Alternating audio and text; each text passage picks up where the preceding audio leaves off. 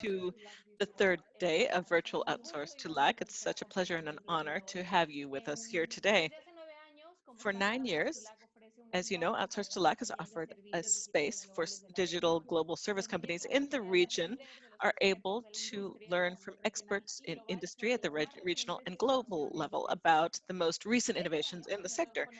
This year, our speakers will also talk about new challenges created by the pandemic, but only to then talk to us about examples showing how, thanks to technology services, we have increasingly more tools to face our new reality. Today's conversation will be in Spanish.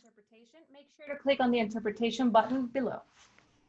Los invitamos a que compartan sus We preguntas. invite you to share your questions with us via chat, because at the end there will be time to share those with the moderator and the panel. Today, it's a pleasure for me to introduce today's panel. Pablo Larguia, founder and CEO of Red Innova from Argentina. He's in Madrid. He will be our moderator. And our panel is made up of Jose Manuel Sanchez, the co-founder of Spread in Mexico, who's with us from Guadalajara, and Mariano Oriozabala, co-founder of Brandlight in Argentina, who is with us from Buenos Aires. Welcome, everyone, and thank you very much for being here. Today, they will talk to us about how e-commerce during the pandemic calls for optimizing digital platforms in order to maintain competitiveness. Pablo, thank you, and go right ahead. Hi, how are you? Thank you very much, Itche, for your introduction. Good afternoon, everyone. For those of us who are here in Spain, I'm in Madrid. Well, good evening, good night, because it's 9 p.m. here. It's such a pleasure for me to welcome Mariano from Buenos Aires and Jose Manuel from Guadalajara. So we are in 3 different parts of the planet, but we're all connected to share with you strategies and knowledge about e-commerce. So Mariano and Jose Manuel, welcome. Hi, Pablo, good afternoon. It's a pleasure to be here with all of you, and with Jose Manuel as part of this panel. And as you said, we're in different parts of the planet, so we're live to Latin America and the rest of the world. Good afternoon, and here it's cold.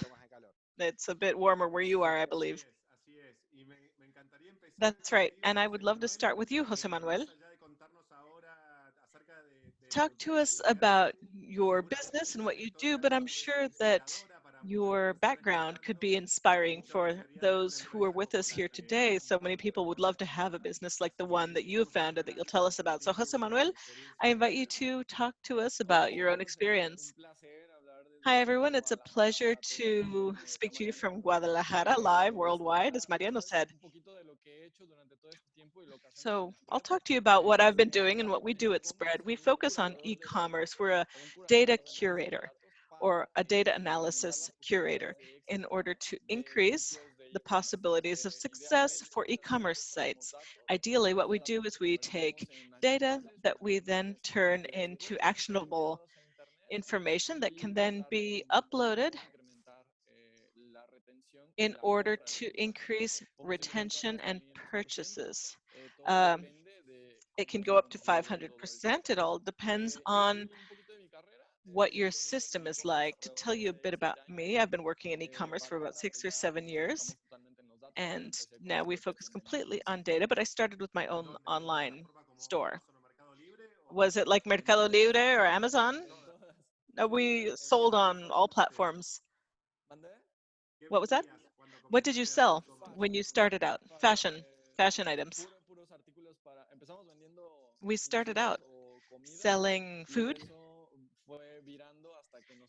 and that changed until we became a women's fashion outlet. Our women were our most faithful buyers. So as a good entrepreneur then, you felt that you needed a tool to convert your visits to your site into buyers. And I can imagine that oftentimes entrepreneurs begin their businesses based on something that's been challenging for them in the past. Was that what gave you the idea to then create your own business, Spread, so that instead of you having that technology to turn users into buyers, you said, well, this might be useful to all e-commerce outlets like mine. Was that how it happened? Yes, it was. Exactly. That was totally it. And the e-commerce ecosystem in Guadalajara and in Mexico, I talked to people and we all face that issue. uh, we've become very good at it. So it's increasingly expensive. And even from the beginning, we didn't rise vertically, rather it was a horizontal rise for a bit. And you have customers now from how many cities worldwide? Right now we have one foreign customer and all the rest are in Mexico, within the country. So we only have one outside of Mexico. So there's a lot of potential for growth there. Yes. And I can imagine that our other colleague and panelist today knows quite a bit about this, Mariano Oriozabala. He's with us from Buenos Aires today. Mariano, could you also talk to us about not only what your business does, but tell us about how you got there? Thanks. Great. I'll tell you a little bit about my company. It's 15 years, Brand Live. It's 15 years old. It was four of us who started this in 2007, and we just started to create the first e-commerce business in Argentina. It wasn't even a development business. It was an advertising agency that one day discovered e-commerce, and we had been working on, say, the first Amazon-like outlet in Argentina. So that's where we learned and then began our own business. We have grown, and today we are present in Barcelona, Colombia, Chile, and in Peru. We have over 350 people working for us in different areas. We operate e-commerce end-to-end for brands like Crocs, international brands like Samsonite, and local brands like Rey Cercani, for example. We've developed a digital and technology strategy for them. So we have grown quite a bit and we continue to grow. Personally, I've been at this for 20 years. My first step was in a physical store, and after 3 years of working in a mall, I started selling online with 500,000 users all over Argentina at that point in time when I started working for City.com, which was great, and it's been a lot of fun. It's so inspiring to hear your stories. You always have to start somewhere. And I feel that what's happened in the last few months is that really, I feel like this is the year 2022. And I'm saying this because what's happening right now was what had been forecast for 2022 and not the year 2020. So what's happened over the last 4 months is that curves sped up exponentially when it came to numbers of users for online shopping. We've reached 2022 projections, but we've reached it early. So it's almost like going back to the future. This is our future. Our future is here today, and e-commerce has multiplied, as you all know, during the pandemic. I think the two main trends have been online education or sharing knowledge like we're doing today online, and e-commerce. I would say that perhaps those are the two strongest trends that have emerged over the last few months. So just to get us started, Jose Manuel, this was a wave so that those of you who already were well positioned in e-commerce, I can imagine that it was quite complex. You hadn't envisioned that much demand, but you've been able to work on it bit by bit. Here in Spain, online grocery stores, instead of delivering groceries on the same day, there was a waiting period of 3 or 4 days due to demand. Now, people are realizing what the new rules of the game are, and people who had a physical store who were just starting out in online sales started to wonder, how do we do this? What would you tell people about to ride this wave? If someone came to you and said, it's day one for me today, and I would like to start to sell the product online. I don't have one piece of advice, I have three. The first would be use the ancla store model or an anchor store model. I would call that something that I would aspire to imitate, a business that is already up and running, that is my top business that I would like to emulate, implement their best practices. What do they do? We shouldn't compare ourselves, and we're not an anchor store, and we won't become that overnight, but slowly we can gain an online presence. So yes, look for an anchor model. Two, you need to have the basics in place for e-commerce. What is that? You need to come up in Google searches. Um, you need to have photos on Google as well. You should have a fan page perhaps, or an Instagram page if you need that, if your business requires it. Some businesses do not require that. What businesses would or would not require it? I've seen posts up. For example, it's kind of funny, but funeral homes on Facebook, a funeral home advertising on Facebook or on Instagram.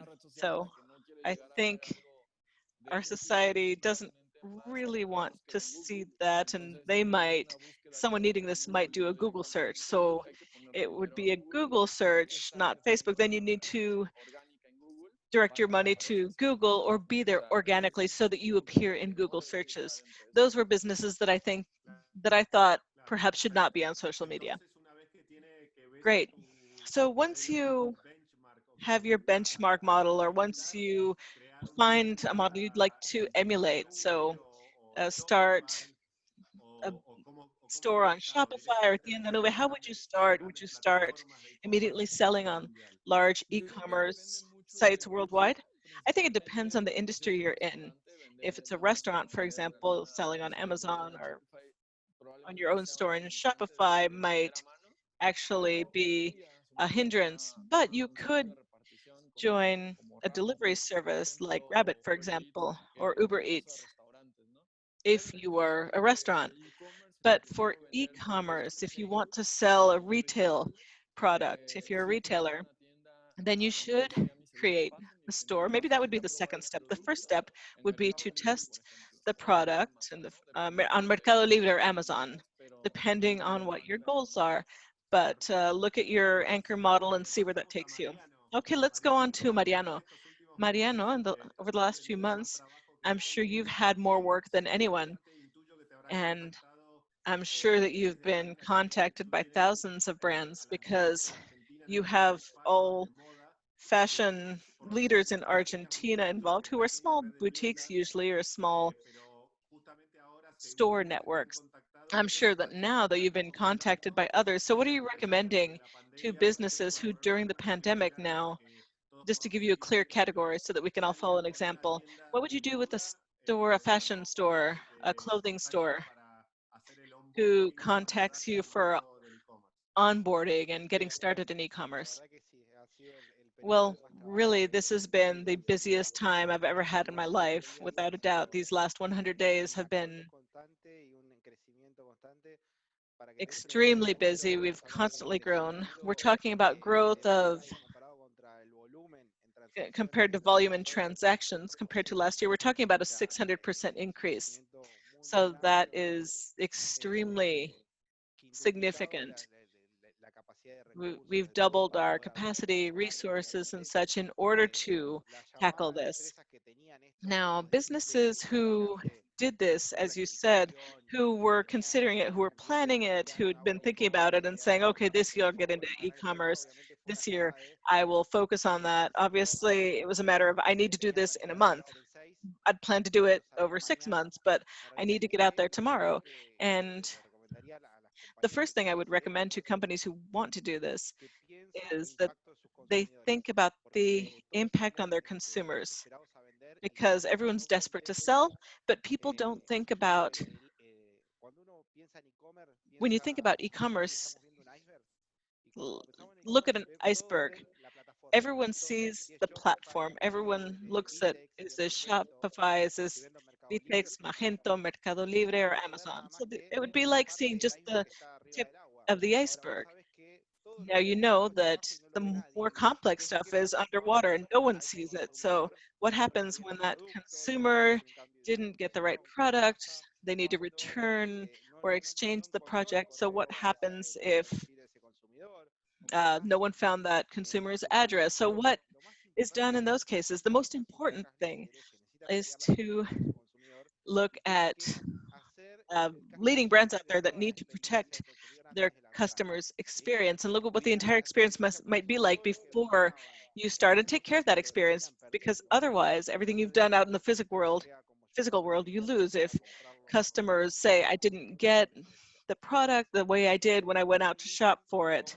So don't reduce e-commerce, don't boil it down to a digital platform. It's a lot more than that. And what you need to do is find advisors, people who know about the end-to-end process and who can teach you to onboard that volume of transactions. Your customers out there, and you know, in Argentina at least, unlike say Chile, where businesses onboarded customers in e-commerce, here it was customers who did that to businesses. So once you opened, you got a lot of orders, but then you had problems. So the issue here is end to end. Take care of your consumer, take care of that experience, because otherwise that customer will never buy from you again, just once. And I tell every brand that online customers are wolves, whereas customers who go to your store are lambs. So they're different types of consumers, and online customers demand perfection. And of course, your competition is a click away, and people can buy products from them, from different companies. So what kinds of trends, Jose Manuel, are you seeing now? What has happened during the pandemic? Has anything changed as far as major trends or what people buy, how they purchase? And do you think these trends are here to stay, or are there others that might not be here to stay? I think that the major trend is becoming more close to their consumers. They're closer to their consumers than they used to be. They get direct feedback about their products. There are lots of questions. They're being bombarded. And I think that that is here to stay. That kind of communication via many channels. People can ask you questions over Twitter, even over Google. Customers can ask you all kinds of questions, and that communication is very active now. And this is letting brands show their personal side. And I think that that is the most important thing that brands can have. You see big brands joking around among each other. They're publishing memes and such. They're doing a lot of different things to bring their customers closer. So I think that that is here to stay. And something else that is here to stay, I think, is purchasing speed. We saw a purchasing speed that used to be 24, 28 days on average. It took customers that long to make the decision to purchase, but today, given everything going on, it's gone down to 18 days. So we're seeing a purchasing speed that has sped up very much. A customer comes, if that customer doesn't see what he or she wanted, that customer leaves. So customers make very quick decisions. They say, I'm going online today, I'm going to buy this thing today, and I'm not going to look anywhere else. So that kind of communication, that purchasing speed, the customer's own understanding is something that is here to stay in the area of e-commerce. What about you, Mariano? Do you see any very clear trends or trends that are similar to what Jose Manuel said, or is there anything new?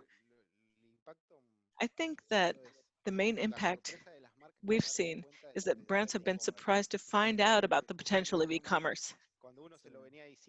We'd been telling them this, and only companies that had focused on this knew this, but those that hadn't were surprised by the volume, how much they could sell online. They realized that this channel could make up 20 or 30% of their traditional business, and we're talking about large brands.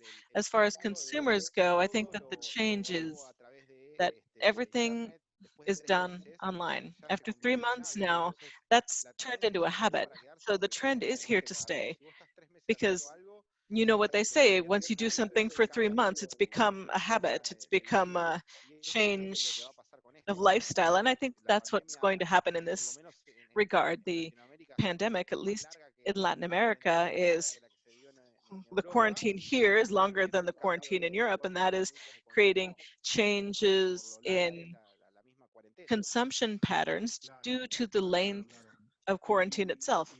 Of course, now when it comes to e-commerce, how many cross borders are, meaning how many purchasers from Colombia buy brands that are in Argentina, or how many people in Argentina buy Chilean brands? Is that a large percentage, or is this still very local depending on the country? Are the brands that are best known in each country the ones that are bought there? It's still very local. Cross borders are, it's like talking about multiple channels 5 years ago. I think that cross borders is still just starting out in Latin America. We have a long way to go. It's just getting started, and percentages are very low, I would say, especially because of exchange rates among countries, the dollar, and so on. So this still has not really happened. Jose Manuel, what basic services or basic tools would you recommend for an e-commerce outlet that is already up and running, but how can it become more efficient? When it comes to the funnel, if you have the sales funnel, for those of you who are listening, someone visits your Instagram page, your Facebook page, your website, how do you accompany that person along the customer's journey? What tools help make that more efficient, or make this visit, make it so that this visit becomes a purchase, or is more likely to become a purchase? There's a speed test you can do on Google. I think speed would be one of the tools that you'd need to review first. Speed? Is that the name of the tool? No, the website speed. The website, the speed at which the website loads. We used to wait 7 seconds. Now we wait about 3.5. So that's gone down for one page to load. So that would be a first priority in order to optimize a website. So if you already have a website on Magento or Shopify or Vitex, does the speed depend on you or not? Not completely. They already have a lot of tools available. What I would recommend in that case would be not to upload so many apps on the site so that it doesn't take so long to load from the beginning. And I would talk about using applications that help the business, not overwhelm the customer. You know, they're spinning wheels and games and they overwhelm the customer. Click this button before you leave. There are all kinds of things out there to try to keep the customer there as long as possible. But one thing that is very important is to have the right information up there, have a lot of information, and also use marketing platforms. What am I getting at here? Um, Facebook, Pixel, they're analytical tools. Explain to those who are listening to you. You're sharing very valuable knowledge. Explain what Facebook's Pixel is. Sure, it's a tracker. It's a Facebook tracker.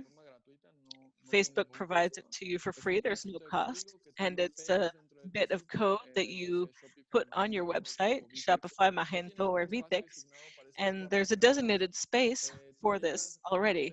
So all you need to do is paste it there, and it's installed. What happens is that automatically they identify what stage your customer remained at. Was it at the beginning in the shopping cart? Did the customer go back or click? That is useful to a business so that once you have a customer, you can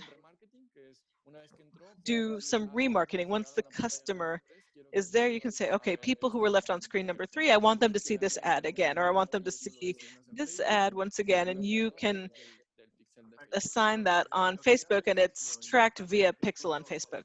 So speed is one thing, then 2 is pixel by Facebook. What other tools? I would recommend spread, of course. Más tarde que algunos se acaban de sumar.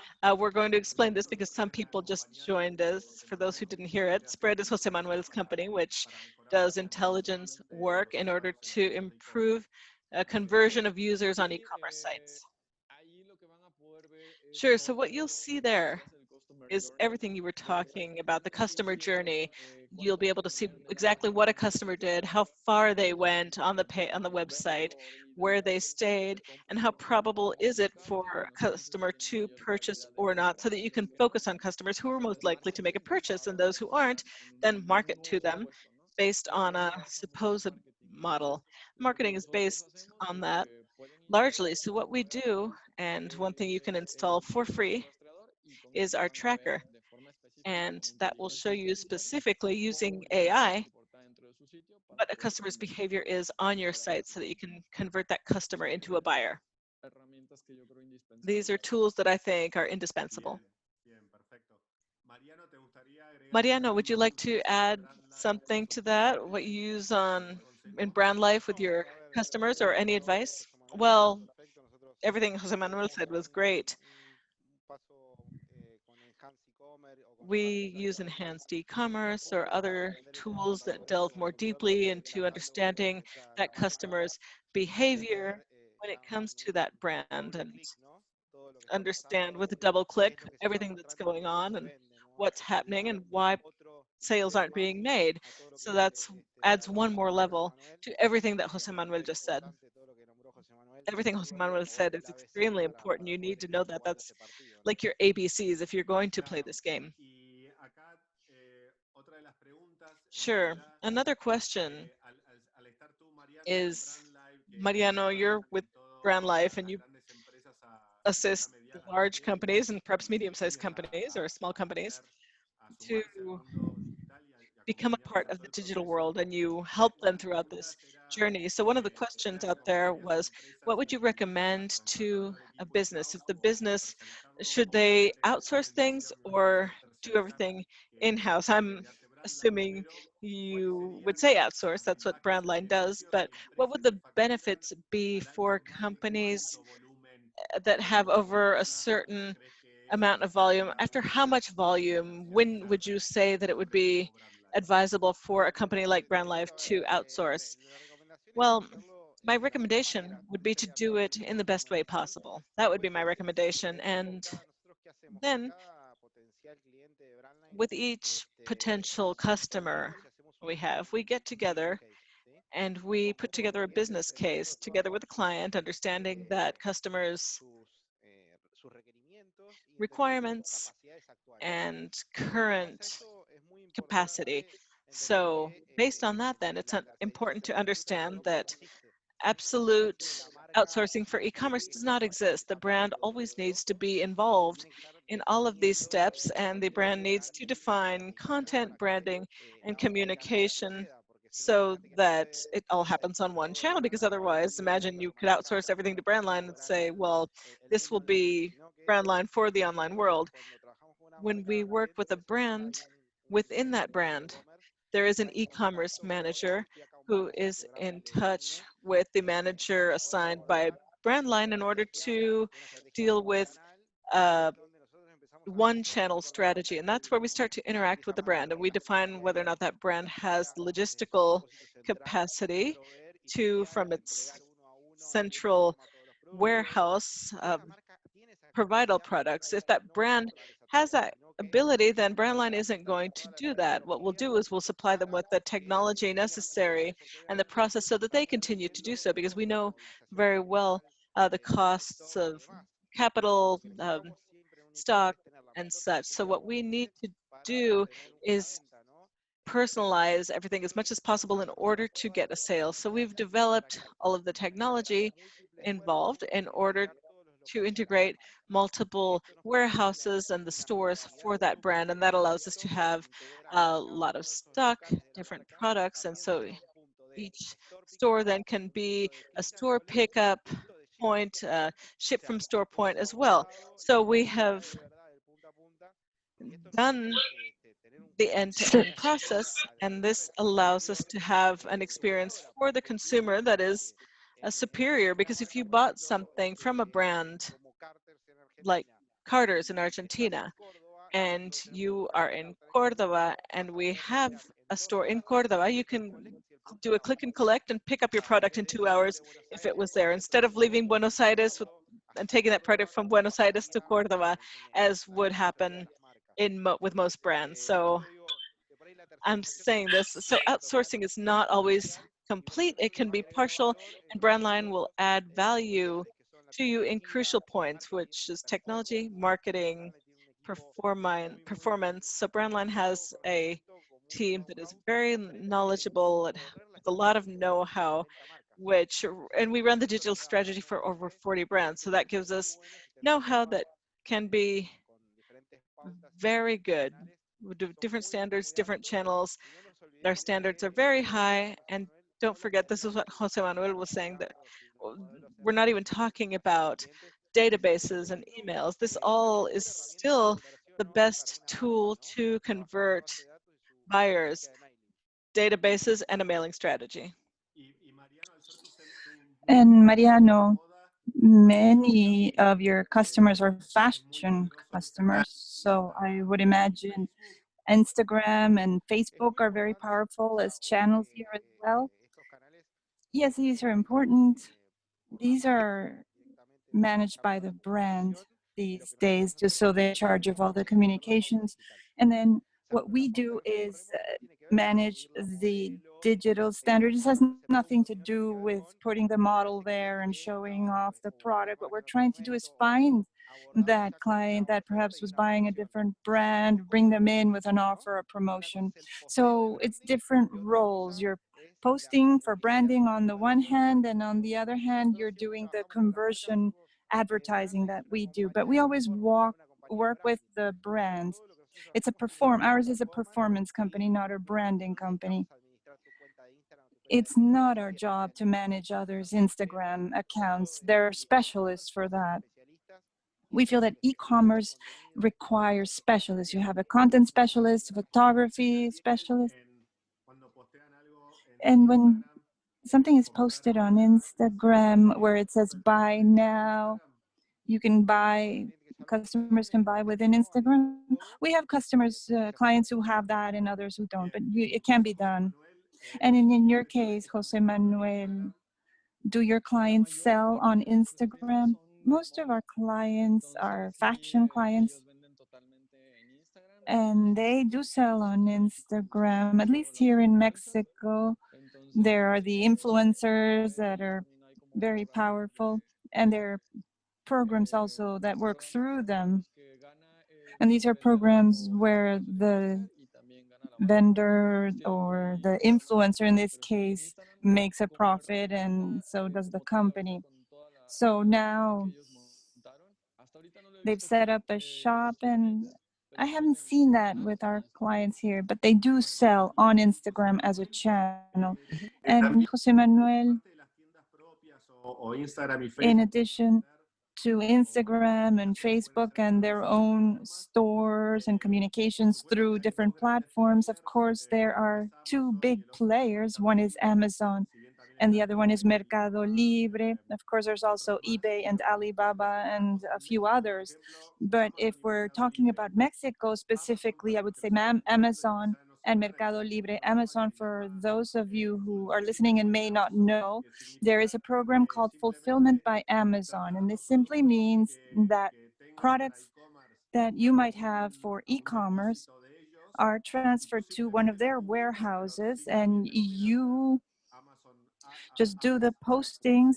But it's also a good idea to do ads on Amazon, and there are certain tricks within the Amazon universe that can help with sales, and then Amazon takes care of everything. Once they have 10,000 units of your products, they can do the shipping, they can charge the customer, they can provide service to the customer. So this is very accessible for anybody who wants to sell products. Mercado Libre, by the way, also has that format. So Jose Manuel, the question would be, do you recommend this to your clients? Do they use it? Tell us about any experiences you might have had. Are there any differences between the way it works with Amazon or how it works with Mercado Libre? I'm sorry, here I am. Yes, well, with our clients, really,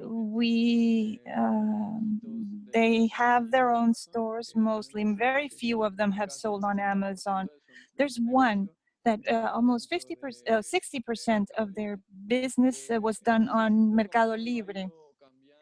And gradually, they've been shifting to their own store because of a lot of problems we've seen lately in Mexico. For example, there was a tax issue where the profit kept by Mercado Libre was deemed too high, so that the percentage kept by Mercado Libre. So did they increase their commissions, or are there also taxes in the whole country? Yes, in the whole country. There's a new tax regulation that means that now the VAT tax has to be included, and this increases the amount that's kept by these platforms. So here in Mexico, everybody's trying to leave those platforms now so that they can get more of that profit, because with that increase, their earnings went down. And this client that I'm telling you about with the 60% on Mercado Libre, he's trying to migrate everything to his own platform, and he's doing well. In the case of Amazon, we don't have anybody who's selling on Amazon as their main channel, maybe as a secondary channel, but these are huge brands that can just have their products there and are not in a rush to sell them. Now we're going on to audience questions now, but just very briefly, Mariano, with Mercado Libre, are all the brands you work with on Mercado Libre as well? Do they have their own store? Well, unlike Mexico, in Argentina, Mercado Libre has 95% of the market spread. So we were the creators of the first official store on Mercado Libre. Mercado Libre created that concept of official stores, and we had the first one there.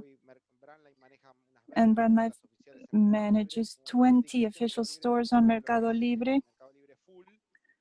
And then there's what we call Mercado Libre Full, which is similar to what Amazon does with the Amazon fulfillment service. Our stores have brands there, and we have a strategy that's a mixed, a blended strategy in terms of what to sell through there and what not to. Mercado Libre has a much more significant portion of the market in Argentina than in Mexico. And we have brands here where 50% of their sales are on Mercado Libre. For others, it's 20%, but it's growing for all of them locally. Colombia is different, and Chile is different. In each one of the countries, it's their own situation, but we are really trying to strengthen our strategy here. Why are we doing this? Because there's the consumer who goes straight into Mercado Libre and they make their purchase decision there. They don't go to Google to ask around how much that product costs at the brand's website. We've done studies on this. This person is not going to leave this environment, and if you don't sell it to them there, you're not going to sell it to them. So we don't want to yield all that space to the competitor because we were not there. Yes, of course. We have some questions from our audience, and then we'll give the floor to Itze for our wrap-up. And here's a question, if I need to add anything to it, let me know. But the question is, what channels are providing momentum for e-commerce growth in Latin America? I think we've already said Mercado Libre and Amazon, both of them. Is there any other sales channel? Well, Instagram and Facebook as sales channels. Is there any other that you'd like to mention? Not with a similar level of impact. Then in the United States, next day delivery is almost 50% of sales. In Latin America, delivery times are more complicated. Is the logistical situation in Latin America, does it have the capacity to go to such quick delivery as they have in the US? Well, I can tell you a little bit about what happens where we work. We have services today. We have that service in the larger cities. Now, we have same-day delivery in the larger cities. I'm sorry, I'm just getting a call here.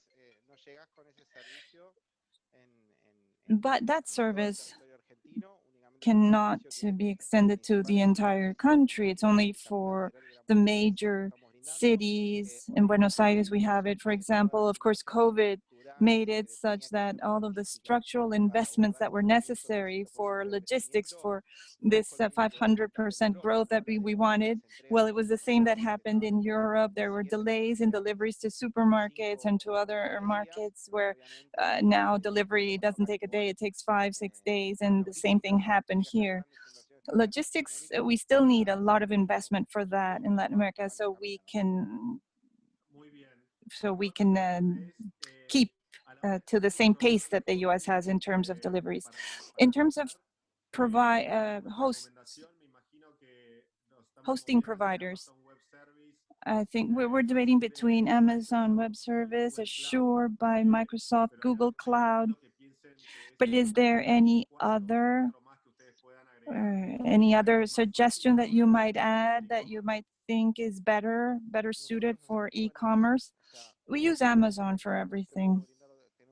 I can't really give you other suggestions. We've actually had a very good experience with Amazon. I don't know if you have a different experience.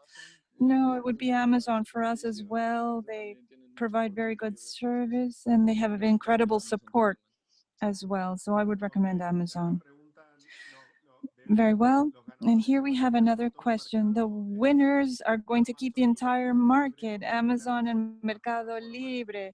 They're clearly the winners as platforms. Between the two of them, they'll take 95% of the Mexican market.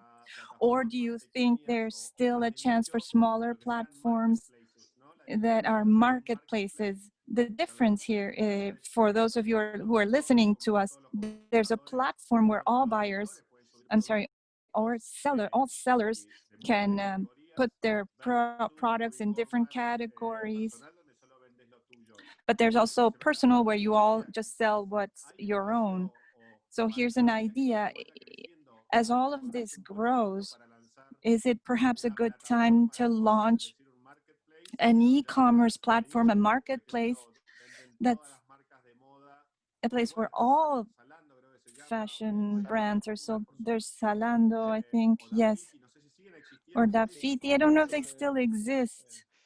There are always new ones coming up. Yes, some of them changed their name. Well, here, Pablo, I think it depends a lot on what each market is like. Brazil is not the same as Mexico, where the pie is shared between 5 or 10 marketplaces who share the market 20-20-20 and those percentages. And it's different in Argentina, where you have an absolute winner, which is Mercado Libre, and all the other players are far behind. Or there's a very strong player in Colombia, for example, Linio or Falabella, also very strong. I think there's a space for players like Walmart. And there's some of these strong players in the US that are not completely mature in Latin America, yes, but I think there will be a chance for more of a distribution, but there won't be a lot of players, only those who already have a large consumer base and who are very strong will be able to play in this game. We're generating a marketplace called Pharma Online. It is for the sale of pharmaceutical products and products of that type. And this is so that all pharmacies can be present there and sell through that platform. And these are niche products, just serving a very particular need. And then there's another project we're working on, which is more similar to Staples, and that's for Argentina. So these are specific markets, but I don't know if they'll ever have the volume that Mercado Libre would have. Well, honestly, this has been really interesting and relevant content and information that you have given us. I hope that all of those who are listening to you have a better idea of all the opportunities that exist. Mariano from brandlife.net, you can see his website there and all the things he's working on. And Manuel Sanchez from Spread SP REAAD. You can see how AI can help you in your business. I want to thank the IDB and Connect Americas. Thank you, Fabricio Perti, who invited me, and Itzel and Gerardo. My name is Pablo Larguia from Red Innova. You'll find me at redinnova.com. My email is pablo@redinnova.com, and we're holding a lot of live sessions and courses on all of these new abilities and skills that we need to have, and we thought they were future skills. It turns out we need them right now. So I hope to see you all again soon. Thank you very much, Itzel. Thank you very much, Pablo, Mariano, Jose Manuel. We've been receiving messages constantly, people saying how useful this panel has been. Thank you very much for all the tools you've shared, and thank you for the time you've devoted to us.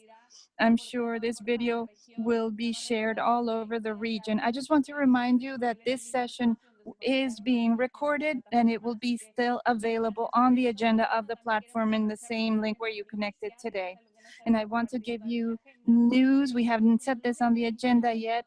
Monday, 20th, 4 p.m. DC time, it's about 5 p.m. Argentina time, there will be a discussion between Marcos del Perin from Mercado Libre and our president, the IDB, President Moreno. So that will be very interesting. We will be welcoming you on Monday at 4 p.m. It's already available for registration on the agenda. Thank you very much, Pablo, Mariano, and Jose Manuel once again, and we'll see you all soon. Thank you, everyone. It's been a pleasure to be on this panel. Bye.